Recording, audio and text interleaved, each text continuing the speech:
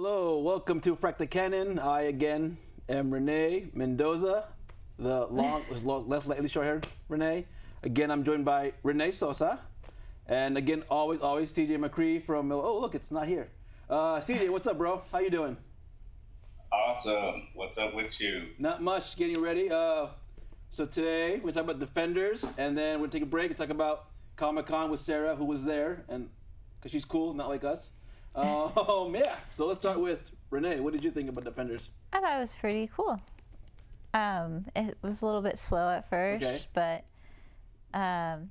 but when they all got together, it was pretty awesome. Like seeing everybody together: Iron Fist, Luke Cage, Jessica Jones, and Daredevil. What did you Team think? up. What was your favorite out of all the Defenders? What was your favorite? Well, it's hard to pick because for me it's Jessica Jones and Daredevil. But I think Same. Daredevil is a better story in my opinion. Agree. But yeah. I love Daredevil. He's my favorite superhero because he's also Catholic. So I'm Catholic. Oh. So I'm going with that. But I liked it a lot. There they are. Yep. All four of them. It was weird. Like it was a weird thing where it started. CJ said it best too. Was like the first episode was kind of a mini episode of their own shows in that one episode, and then it wasn't until season 2, episode 2 that. Yeah, it was more like episode 3 where they all finally got together. Yes, that's right. Yeah. Yeah. In the hallway fight scene, which would. I liked when Iron Fist and Luke Cage got together and fought. That part was pretty epic for me. I thought it was cool. And then they instantly, like, when they were shooting at Iron Fist, Luke Cage immediately, and Iron Fist got behind him. I hit behind the black. I'm like, is that some political statement? I didn't know about that. But I thought that was really cool how they just instinctively teamwork right away. I was like, that was awesome. I liked how that scene played out. I liked it a lot too. Yeah. I have some issues with the show, but overall I enjoyed it. Yeah, yeah. Sorry, you were saying? No, it's okay. You go ahead. TJ, what did you think? I really enjoyed it. I thought it was worth the wait. It was a really good payoff to somebody who's been watching since Daredevil season 1, since they started the whole Netflix trend, or Netflix series of shows. It was a really solid show. I agree with what Renee was saying about how it started off slow. Episode 1 was slow, and you and I, other Renee, we're talking about which other Renee, me or her, him or her. So other Renee is obviously you. I'm the first one. All right. You're the first one today.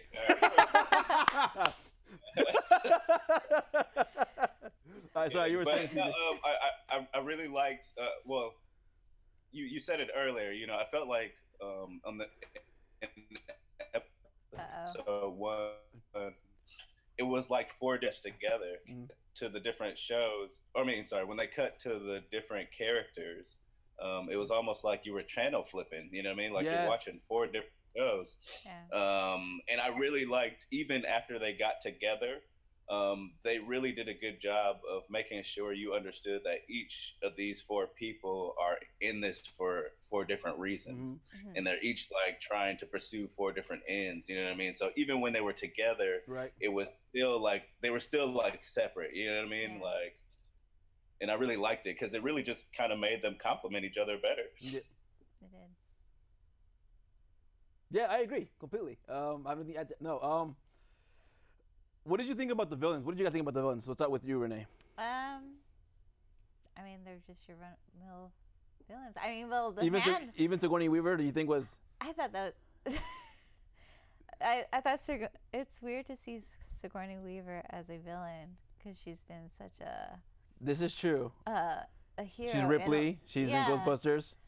She's been a hero in a lot of these sci-fi movies. Well, except for Ghostbusters, but and Galaxy Quest. Yeah, but it was interesting to see her play a villain, and a little borderline creepy whenever she was around Elektra.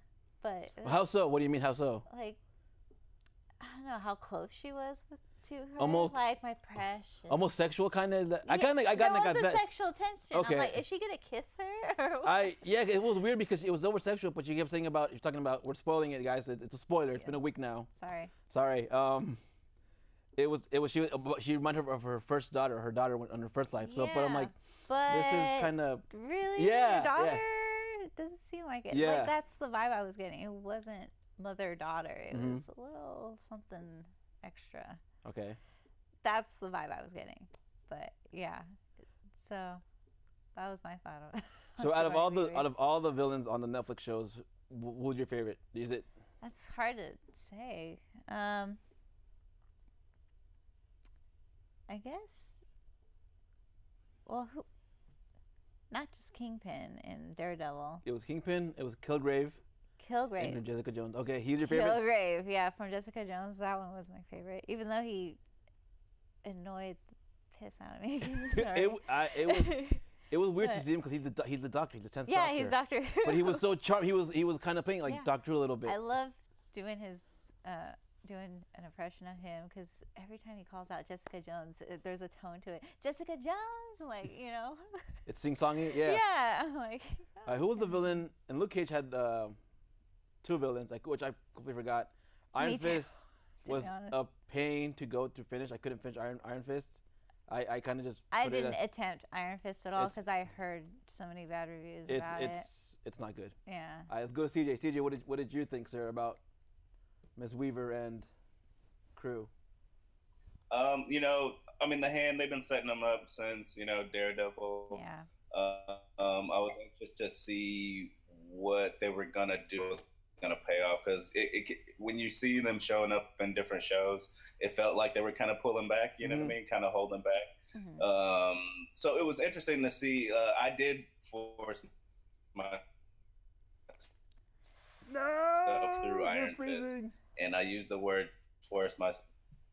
Yeah, I did watch Iron Fist, and what they set up about the Hand in there, it was nice to see it kind of paid off in this show. I didn't really like about Sigourney Weaver's character is how much time we spent with her, only for them to kind of get rid of her.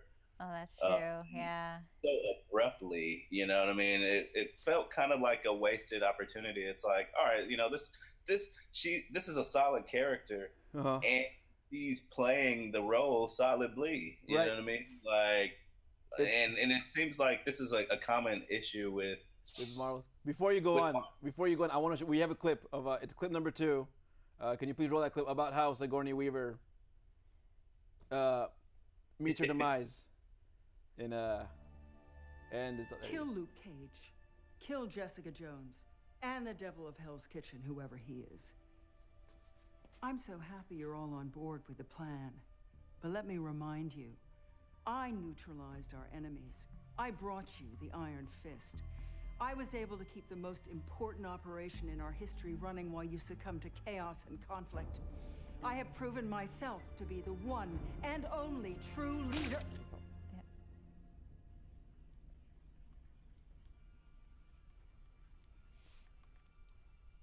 His name is Matthew.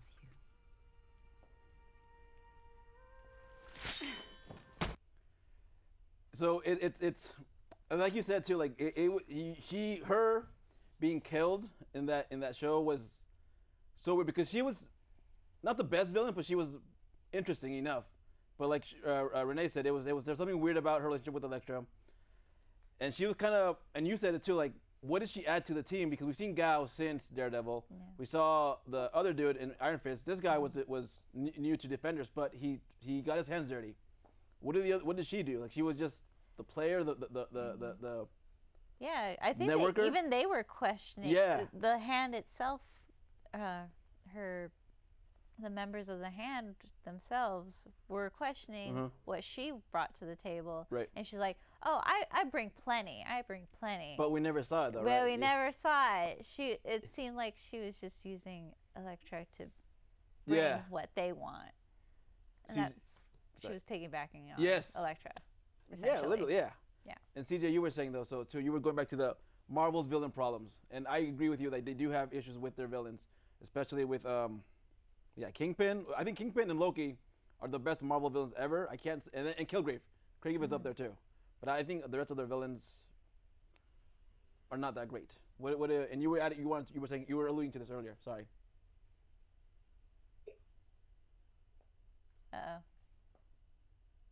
Come back to us, CJ. I mean, hey, you froze, bro. You want to say that again? Oh, sorry. Yeah, there's that issue they have where they kind of have weak villains, but then there's another issue that they kind of have where they kind of get rid of these good villains that they have. You know what I mean? Yeah. It's like they don't realize while they're making the show that they have this good thing. You know what I mean? And then they're just like, let's get rid of it. Like Luke Cage, like you both of you were mentioning earlier, how forgettable you thought the villains were in Luke Cage. I myself was a huge fan of Cottonmouth. That's the first villain that. That's right. I forgot about Cottonmouth. Right. And he was so cool. That's and right. They were setting him up to be so stylish. And then all of a sudden they get rid of him like 6 episodes in, and then it's like, wait, what did you just do? You just killed your whole show. This is like your most interesting character. Yeah. In the series, and you got rid of him. You know what I mean? Like, and the series suffered because of it. You know. I forgot he dies. You're right. And because I forgot who he ended up fighting at the end in Luke Cage. It's some anti-Luke Cage. Wasn't it his brother or something, or half brother, something like that? Yeah. It was his brother. Yeah. It was not good. No, sir. No, that's all I got. Though. Hey. Yeah. Their use of color. Yes. Okay. Yes. Thank you for bringing that up too. I noticed that too. Like when I was watching, did you notice this? That when they would start with Jessica Jones, there was a lot of purple around her. Yeah. When they went to Luke Cage, it was a lot of red and a lot of orange or yellow. Iron Fist, Danny Finn, yeah, green, and then Daredevil was like a lot of red. Did you notice that? Yeah. That was, yes. I saw episode 1. Like it was just, that was good color coordination. That was good production design, and whoever did that, because I totally picked it up. But then they kind of wean off of it too as the show went on. Did you notice that? Yeah. Well, because they were getting together. Okay. Yeah. So that makes sense. CJ, so they were getting together, but I don't know. You're freezing, bro. It really did. Sorry, am I freezing again? A little bit, yeah. All right. Well, what I noticed after you mentioned it to me, Renee, that their use of color, because I didn't pick up on it immediately. Like you had to mention it to me, right. and then I did. But then what I started to notice is that when it would be scenes with them together, they would mix those two colors. You'd see those other colors in there with them, like the scene when they're in the dojo. There's a lot of yellow and green because it's Luke Cage and Iron Fist talking. Okay. Right. Like the whole wall is like yellow and the whole bottom of it is green. You know what I mean? And then that scene where Jessica Jones and Daredevil are fighting. All right, we'll be back, dude. We'll finish it up. Sorry, we're gonna do segment 2. We'll be back. And we're back. Hopefully for real this time. So we're joined by Sara again. Thank you for coming. Thanks for having me. Yeah, glad you had fun. Glad you came back. Yeah, I truly appreciate it. So Comic-Con. Yes. Tell me, I want to know everything. Oh my gosh, it's insane. It's the biggest nerd thing you could ever do. So I had 4-day badges this year. What does that mean? Like you only get a badge a day, or you can? How does that work? So it's really complicated. Like it's kind of like a lottery system now. Last year we only had badges for 1 day, so I only had Sunday. But this year I had a badge that was the 4-day badge, so I could go from Thursday through Sunday. So any of those days were free for me to go. That's awesome. Yeah. So you brought some pictures. Can we look at the pictures that you brought in? What's happening in these pictures? Let's see. So there's that one. This is the only panel that I was close enough to actually take a picture with my phone. What panel is this? This is the Kingsman panel from 20th Century Oh, Fox. that's what I'm wearing the shirt. So they gave everyone in the audience this shirt, and then at the end of the panel, they took a picture with the whole audience wearing orange shirts, like awesome. the suit he had in the trailer. In the movie, yeah. Okay. Yeah. He has an orange suit, and they actually, I think, gave away his suit at Comic-Con. Oh my God, really? Yeah. So someone won his his suit from the movie. That's awesome. The closest I've ever been to Comic-Con is Power Morphicon, and that's right? not as big as that. No. Yeah, probably a lot calmer. The one thing I would say about Comic-Con is a little insane. And then what else did you see? So we have some more pictures of you. Yeah. There's a picture of you as Thor, which I want you. Can we get that picture? What's this one? What's going on? This is Friday night outside the convention center. So one of the big things we do is sleep in line overnight so that you make sure you get into Hall H. So Hall H is the biggest hall there, and it's really competitive to get in. So the news comes and covers us. So that's the news, the evening news, broadcasting us sleeping in line, which is really exciting. In San Diego, every morning and evening they're there being like, so people are still sleeping out. Like it's a surprise that we're there. Every single day. CJ, do you have any questions for Sara? No, not really. I'm just enjoying the story. All right. Well, if you do, feel free. All right. All right. So Sara, can we find that Thor picture she has? That would because I saw it on your Facebook too. And that was a Facebook photo. So it's her as Thor. There we go. That's the one. Yeah. Yeah. So this was Saturday morning, about to go into Hall H for Saturday panel. It's the biggest day in the con in Hall H, and they had Justice League in the morning and then the Marvel panel in the afternoon. So I had to kind of decide what to wear. So I went Thor because I couldn't help it. I had to pick Thor. Yes. Okay. But the insane thing about that is that night, some girl sleeping in line had a bug crawl into her ear. So they called the paramedics, and they were like, oh, should we take her to the hospital because they aren't going to take the bug out of her ear there in line? Right. And she was sobbing because she's like, I can't miss Saturday at Hall H. and so she didn't go to the hospital. She's like, I have to go to Hall H on Saturday. So I don't know what ended up happening to her. But, oh my God. But just to give you guys an idea of how insane it is. Dedication was. Yeah. Wow. Yeah. I don't know what I would have done. I hope she can hear everything. I don't know. I would be scared about it like burrowing into my brain or something. Wow. Okay. Yeah. Chills. Wow. I don't know any. I don't think Pirates fans would do that. Or maybe. It depends on the. But it's not that crazy. Yeah, it's not crazy. Like Comic-Con is everything. Power Morphicon is Power Rangers specific. Yeah, That's true. Yeah. All right. So there's a picture of you with your. Oh, my wristbands. Yeah. Can you get that picture, please, with the wristbands? Yeah. So. Wow. It's so competitive to get into Hall H that they actually give people wristbands. So if you want to get into Hall H in the morning panel, you have to have a wristband. So it prevents people from cutting, though it doesn't really, but it limits the cutting. Okay. But they're hard to get. So I was really proud that I managed to get 3 days of wristbands. That's cool. So you spent all 3 days in Hall H? 3 days in Hall H, 1 day in the exhibition hall. Okay. Yeah. Was it the entire day, all 3 days in Hall H? Okay. Yes. So you told me you saw Avengers: Infinity War. What was that the trailer. like? Yeah. The feeling in that room, because the Marvel panel, they started with Thor. Well, actually, they started with Paul Rudd doing an overview of the whole Marvel Cinematic Universe. You told me about that, yeah. Iron Man. He did it at like a comedic. If anyone can find it online, it's really fun to watch. He makes fun of everyone, and it's really funny. Especially Robert Downey Jr. takes a few hits. Sure. And then they went to Thor, and of course Chris Hemsworth was there, and Kate Blanchett, and they showed us like exclusive trailer. What was it? Okay. Any footage? Yeah. I think they just showed us the trailer. Okay. Is what I remember. So if you guys can see what we saw, it's online now. But they showed us a clip of this giant rock guy. I forget his name. Is he the dude from Planet Hulk, the rock guy? I don't remember. Is he kind of a grayish, kind of have a gun thing? He didn't have. He was like in prison. So Thor was in prison. And he was trying to escape because they were going to make him battle in the arena against Hulk, which you can see in the trailer. And he was talking to this guy.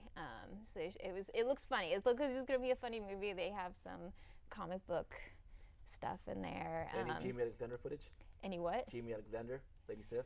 No, not that no. Fine. I know, I love her, but I love her too. Yeah. CJ knows. Yeah.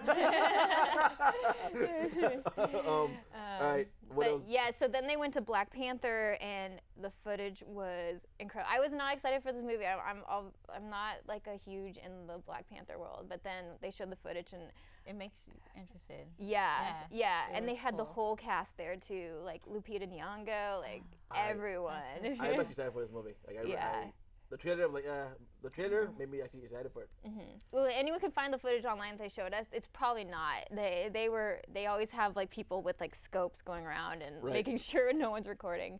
But then they end the panel and we think it's all over. We're like, oh, they didn't do anything like big. And then Paul, I always mutilate his last name. Feige? Feige? Kevin Feige? Or yeah. Thank you. See, I'll get there eventually. Oh my This is God. why I need my notes. But read your notes. Please read your notes. No, I don't. Look, okay. It's okay. It's totally fine. You can totally read your notes. It's the safe place here. He came out and was like, so, you know, we couldn't let you guys go without showing you some Infinity War. And they showed us the big Infinity War trailer, which I actually think it's out now. Yeah, it keeps coming down. There's a leaked version, if anyone can find it, but it opens with the Guardians hitting Thor in their ship. And it's really fun to watch. So, but everyone in the room was like screaming. It was amazing. You know, I found the trailer. CJ showed me the trailer too. I have yet to see. It was like I can't hear the dialogue because people are screaming. It's so loud. Yeah. Like you can't hear it at all. But it was. Yeah. It looks pretty good. Yeah, and they gave us exclusive posters, so everyone at that panel got exclusive posters. So. Can we just like turn our chairs and not face her for a little while? I want to know more. Like, I want to know more. One day I will go there to this Mecca. You try now. Start. Really now? You have to get a member ID. It's a real process. The only reason I got in this year is because I had a group that I joined and they got me a badge. Okay. That's cool. So. How much did you end up spending total? Like just for the tickets and the hotel? I'm assuming you used the hotel. We did not have a hotel. Oh really? We just slept in line the whole time. Okay. Yeah. So the tickets are about $300 for all 4 days. Okay, that's not bad. And then of course we just drove down from here to San Diego. So that was our two big expenses, and then parking. So. Okay. Yeah. All right. I'll set something up then. But if anyone wants to go, it is a madhouse, and start now, get a member idea, and get on it. All right, what else? Yes, what else do you guys want to know? You said Aquaman. Yes. What is happening with Aquaman? What was going on? Oh my goodness. Tell me. Tell me. Oh my God, tell me. So Jason Momoa had his own section of the Warner Brothers panel, and he entered from the back of the room holding a trident. No. And not wearing shoes either, like barefoot. And this is the guy from Game of Thrones, right? Yeah. Okay. Yeah. One of the Dothrak. Yeah. It's actually the second time I've seen him, and if anyone ever gets, yeah. So if anyone ever gets a chance to go see him at a panel or anywhere, he is very entertaining. He is like ADHD, like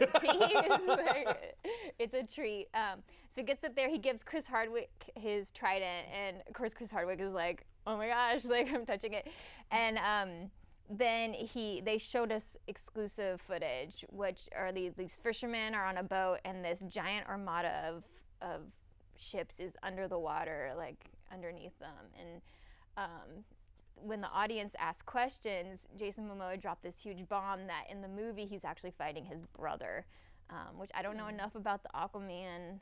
Isn't that something that happened in the comic book, CJ? Like, isn't that one of those recent Justice League storylines that he's fighting his brother? I'm not a big DC guy. I think his brother's Ocean Master, though. Yeah. I think that's the villain. So that's about all I know about Aquaman. Yeah. But I think that's happening. Yeah, but Yeah. but I think that was anything about Black Manta. Any Black Manta reference? No, we don't know. No. That'd be cool. Okay. And then the best part of that panel, though, was actually after Jason Momoa was on stage, they brought out the entire Justice League cast. And actually, they all entered from the back, too. And I was all bummed because we had Ben Affleck instead of, Gal Gadot. But he was like 10 feet away from us, and he just walked in. And Gal Gadot was on the other side. But they all walked up and stood on stage, and it was really cool. To see them all together. And then this little 10-year-old kid gets up to ask a question, and he's like, So I just want to know, is Superman gonna be in this movie? And Jason Momoa gets up and says, "Didn't you watch the first movie? He's dead!" Yelling at this poor child. Oh my God, he's like a douche. And so like 6,000 people in this auditorium are just like, "Oh my gosh, what just happened?" And then Gal Gadot gets the mic and she says, "If you're a fan of Superman, you're going to be very happy watching this movie." So, was anything about Joss Whedon taking over addressed in? not really. The big thing was at that time was Ben Affleck had said something about how he doesn't really want to be Batman anymore. Oh, so yeah. he had to come out and be like, "Just so you guys know, being Batman is like one of my favorite things to do." Did he sound like he was being forced to say it, or kind of? Well, he was very definitive, but he was kind of like peeved that he had to say, talk about it. Yeah, so we had that situation handled. What was your favorite moment at Comic-Con? I think it was when, as a fan of film, was when Chris Hardwick's up there and they're doing Ready Player One, and he's like, "And here's our panel, Steven Spielberg." And Steven Spielberg walks out on the Comic-Con stage, and I was like, "Oh my gosh!"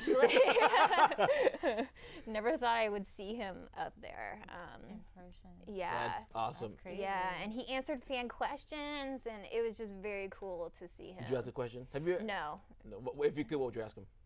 I don't know. I feel like I would like choke up in that moment. I don't know what I would ask him. So. Alrighty, so we're getting the wrap up. CJ, sorry we cut you off about Defenders, the color scheme. I look weird. Anything you want? Last minute things you want to add before we wrap it up? No, not really. We covered everything I wanted to say.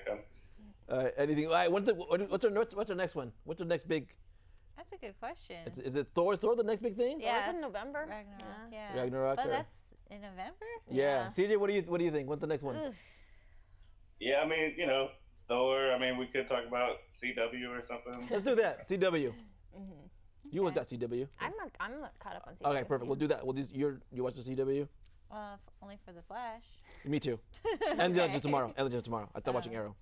I need to catch up on that. It's not good. No, I already know. Okay. I'm stuck on season 2. Oh, okay. Bye. I didn't even know Bye. that. They just wrapped it up on Yeah, us. they did. I fixed the thing.